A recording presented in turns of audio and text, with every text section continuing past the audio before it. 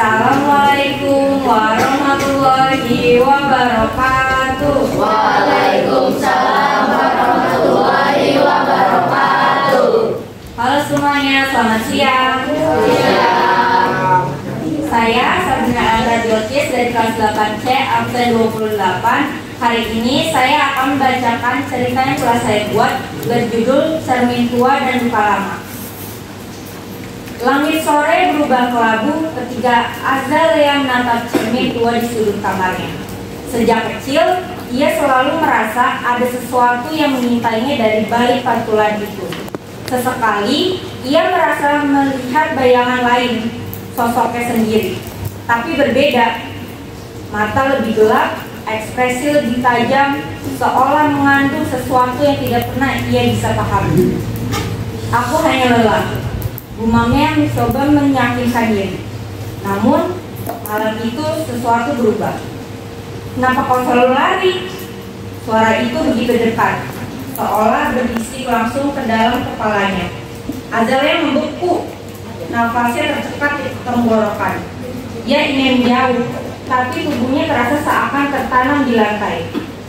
Kau tidak bisa terus menghindar, Azalea. Pantulan itu tersenyum miring, sinis dan dingin. Saatnya menghadapi kenyataan. Sejak malam itu, bayangan di cermin semakin sering muncul.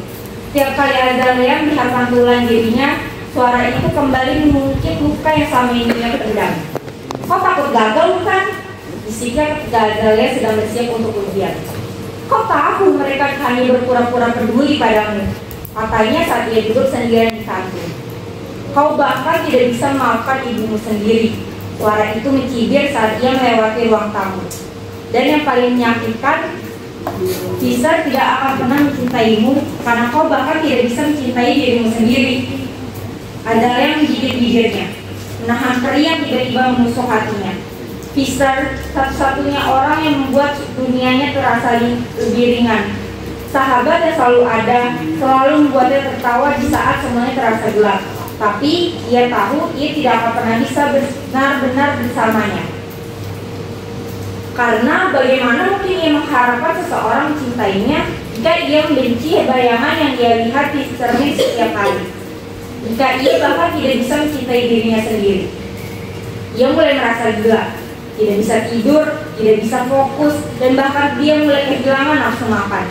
Setiap kali ia mencoba mengabaikan suara itu, bisikan itu berubah menjadi jeritan yang menghantam batinnya. Aku bukan pengecut. Ia mencoba meyakinkan dirinya sendiri. Bayangan itu tertawa. Kalau kau bukan pengecut, kenapa kau selalu bersembunyi? Kenapa kau menolak kesempatan? Kenapa kau membiarkan dirimu tenggelam dalam kesepian? Azalea meremas ujung bajunya. Tangannya gemetar. Kenapa kau menyalahkan dunia atas semua yang terjadi, tapi tidak pernah punya keberanian untuk memperbaiki dirimu sendiri? Suatu malam, ketika suara itu tidak lagi sekedar berbisik, tetapi meneriakkan semua ketakutannya, Azalea tidak tahan lagi. Cukup! Teriaknya.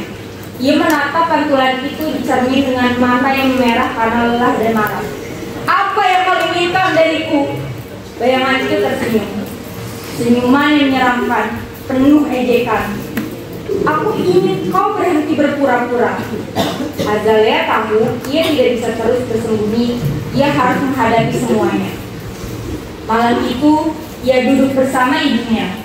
Untuk pertama kalinya, ia membuka luka yang selama ini disembunyikan.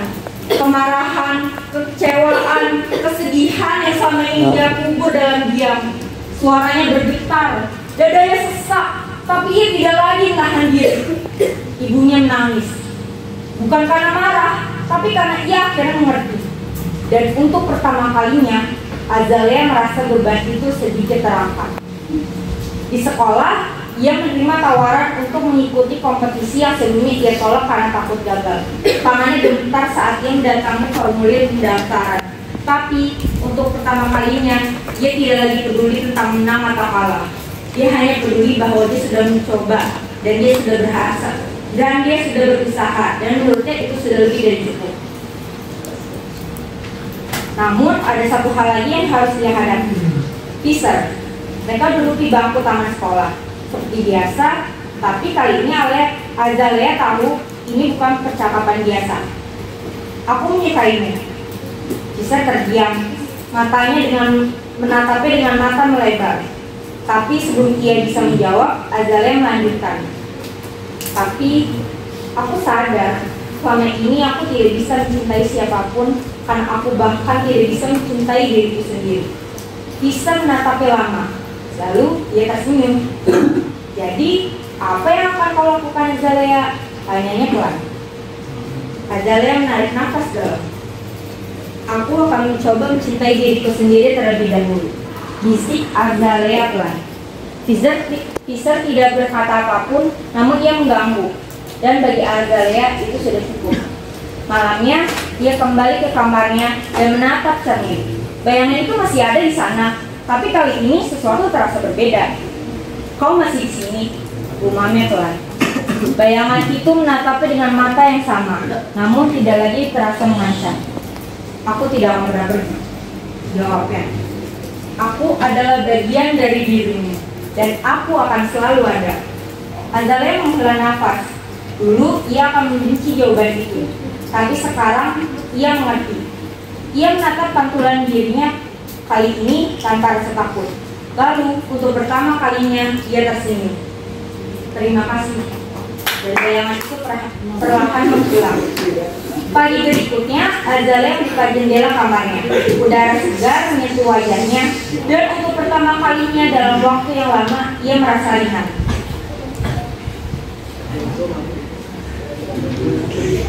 Perjalanan ini belum selesai. Akan selalu ada ketakutan, akan selalu ada keraguan. Tapi kini ia tidak lagi sendirian. Karena musuh terbesarnya bukanlah dunia. Musuh terbesarnya adalah dirinya sendiri. Dan kini ia telah berdamai dengan itu.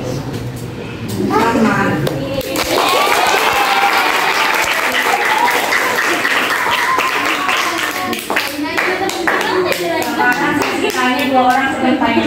Referensi ada Berdiri yang tanya berdiri. Nama siapa, nomor berapa, tanya apa. Saya kayak lagi Syakil absen 15. Ini pertanyaan. Itu dari lihat referensi atau langsung keluar dari otak sendiri? Keluar dari otak sendiri. Tepuk tangan dong. Rangga berdiri. Rangga, nomor berapa, mau menanggapi apa? Cerita ini dari kisah nyata. Ini sebagian karangan, sebagian kisah nyata. Sebagian karangan, sebagian kisah nyata.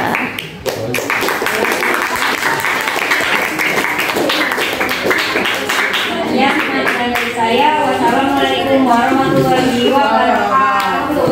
Waalaikumsalam warahmatullahi wabarakatuh. Tepuk tangan semuanya.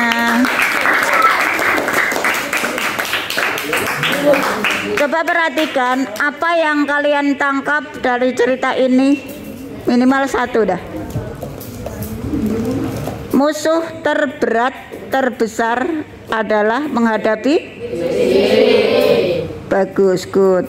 Musuh terbesar atau menghadapi kesulitan, bagaimana memutuskan, itu adalah memerangi diri sendiri.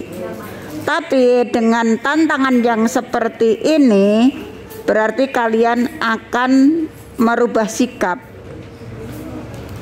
Bagaimana caranya saya memperbaiki diri, itulah proses pendewasaan. Oke, demikian tadi ceritanya sangat bagus, dan sekarang dilanjutkan pencerita berikutnya.